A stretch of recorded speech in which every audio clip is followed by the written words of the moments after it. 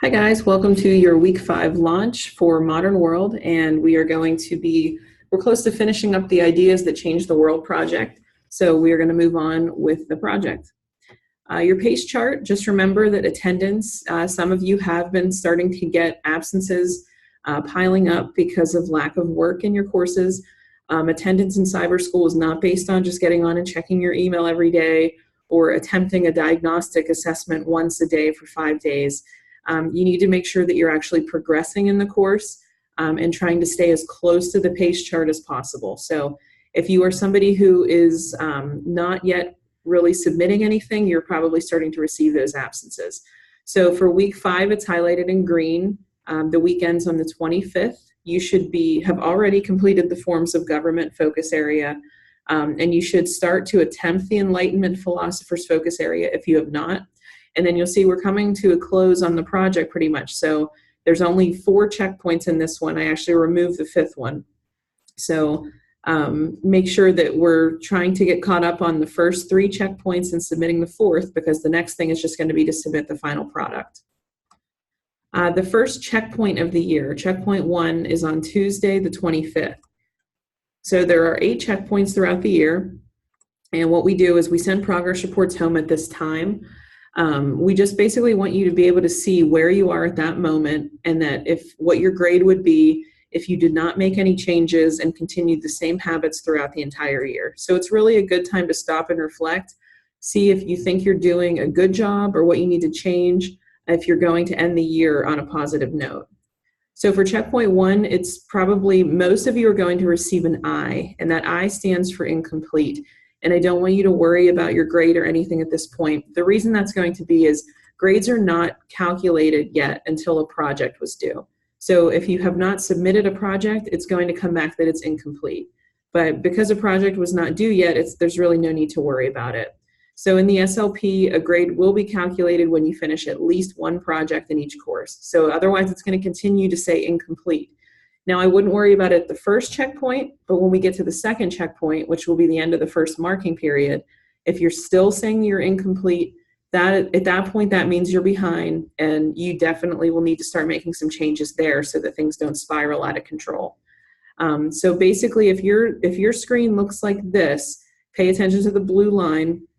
There is, nothing's really too far past due. So this one has 2 focus areas that are past due. But you want to make sure that you actually start to turn those green, because at the next checkpoint, everything to the left of that blue line should be turned green in order to be on pace. If you are concerned of how our grades even calculated in the SLP, it is a little bit confusing, but just know that launches are 10% of your grades. So watching these videos in all of your courses makes up 10% of your grade. So to me, it should be the easiest part of your grade. The focus areas are 20%. And then the projects are 70% of the grade. So this visual is just to kind of put it in perspective for you that, yeah, you might be doing a really good job of doing your launches and focus areas, but if you're not applying what you learn in the launches and focus areas and trying to apply it to the project, your grade is really, really going to suffer. So you have to apply what you learn and complete the project. So it's okay if you don't know what you're doing in the project, but we'll never know until you submit a checkpoint, and then we're going to give you that help and the feedback you need. The first project was the Ideas That Change the World project, and the main idea is thinking of how Enlightenment philosophers sparked people to kind of break against the traditional mold and revolt against government and just kind of the thoughts. Checkpoint 4 is to prepare for the argumentative claim paragraph. So this is what the screen would look like. You would click into what's in red there. The claim paragraph would take you out, and I do want to show you a little bit of that. So when you click into that, you would get this argumentative claim chart, and the question of the project is, how did the ideas of the Enlightenment lead to revolution? So your answer to that question is your claim. So you're going to type that in here. The importance of having a claim is you also need to have evidence to support that claim. So you're going to put your first piece of evidence or your first quote from the document set. You're going to put the title of the source. So don't tell me document A. Tell me what is document A. Is it a letter? Is it a journal entry, a newspaper editorial? And then who is the author? So then this part, explanation of evidence. How does this evidence support your claim? you could say this supports my claim because, or this quote shows that. Those are some good sentence starters. And then you're going to go in and do the same exact thing for evidence 2, and then evidence 3. And then the more important part is down here, the synthesis. How do all of the sources together prove your claim? So again, synthesis is kind of combining or comparing and contrasting and showing, all 3 of these are showing this, or 2 of these differ because. So kind of just compare and contrast those sources.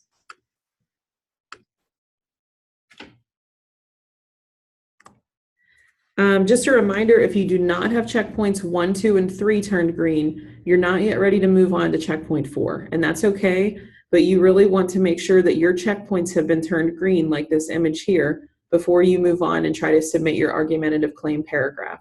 Because what happens is your argumentative claim paragraph, checkpoint 4, if you get that right, you're basically then just going to have to copy and paste that into your final product, the claim paragraph. But what you're going to get is mainly in checkpoint 3 is where you're going to get a lot of good feedback on your claim and your evidence to add to your paragraph. So make sure checkpoint 3 specifically needs to be green before you move on to checkpoint 4. I just want to spend a few minutes on argumentative claim because I think this is stumbling some learners, and it is a little bit confusing at times. But just know that an argument expresses a point of view that is supported with evidence. Your argument can also be called a claim. And a claim is just a statement that can be argued and supported with evidence. So it's important to know that evidence can be a quote from a historical source, a description of an image, a piece of data, or a specific example, as long as you are providing some form of evidence to support your claim. And it's also important to remember that evidence should be rooted in fact, not opinion. So the claim is kind of your opinion or your point of view on something, but then you have to provide evidence that is based in fact. I just want to give you an example. So we're going to use an example of Batman. The first step is to make a claim. Okay, so my claim would be Christian Bale was the most successful Batman. And the reason is that's not necessarily a fact. It's my point of view or my opinion on the different Batmans. I like Christian Bale the best, and I think he's the most successful. My opinion doesn't mean anything if I don't try to provide some facts to prove that. So now you want to provide subclaims. So these are basically your additional details or your additional reasons that you think that. So mine is Christian Bale was in 3 of the highest grossing Batman movies of all time. Then you want to support your claims with evidence. So according to thenumbers.com, The Dark Knight and The Dark Knight Rises each made over $1 billion in the worldwide box office. This number far exceeds any of the other Batman movies. That is a piece of evidence that is supporting my claim or my opinion, my point of view. Then you want to acknowledge your counterclaim. Your counterclaim are the people that think opposite of you, okay? So I want to acknowledge some argue that Michael Keaton was the best Batman because he was in the original movie. But now I want to refute their claim. While Michael Keaton was the first cinema Batman, he played the role twice, and Batman Returns made just under $700 million combined. So that is kind of my evidence of how I'm saying that Christian Bale was the most successful. So I think when you're writing these, this whole process is the same, whether you're talking about Batman or Christopher Columbus, you want to come back to this process right here. And I am going to be posting an additional video. You do not have to watch it, but if you're confused on argumentative claim, definitely in the Google Classroom, go back in under this week's launch, and I'm going to put another video there that you can that will help you learn a little bit more about it. So to do for next Tuesday, the 25th, you should have already mastered the forms of government content assessment if you have not already. You should have started preparing, and now you should attempt the Enlightenment Philosopher's Content Assessment. You want to submit checkpoints 1, 2, 3, and 4 of the project for feedback. Remember, do those in order and wait for my feedback. There are some of you that are just rushing through this, and it's really not well done. You have to wait until you get the feedback because you want to perfect checkpoint 1 before you move on to checkpoint 2. Because some of you are what's going to happen is you're going to get a very, very low grade on your project just because you're trying to rush through it. It's better to do this slowly and do it the right way than to speed through it and turn in a very poor product. And then also you want to make sure you're reviewing my feedback and make the changes and resubmit for a better grade. So if you guys need any questions at all, any help doing these projects, please reach out to me during the week. I'm here from 8 a.m. to 4 p.m. I would love to help you guys work through these projects. So send me a hangout or an email, call the school if you'd like to, but it's important that we start to work on submitting the projects now.